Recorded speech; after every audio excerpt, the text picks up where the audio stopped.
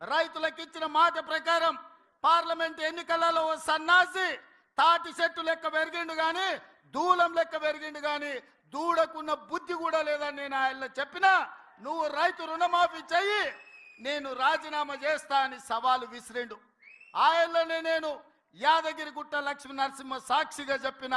15 August లోపల 2 లక్షల రూపాయల రుణమాఫీ చేసి తీరుతాని మాట ఇచ్చిన మాట ప్రకారం 15 ఆగస్టు నాడు ఖమ్మం కొత్తగూడెంలో భద్రాద్రి రాముల వారి సాక్షిగా 23 లక్షల మంది రైతులకు 18,000 కోట్ల రూపాయలు రైతుల ఖాతాలో వేసి రైతుల కళ్ళల్లో ఆనందం చూసినాం. మరి ఇవాళ మా కాంగ్రెస్ పార్టీ కార్యకర్తల సాక్షిగా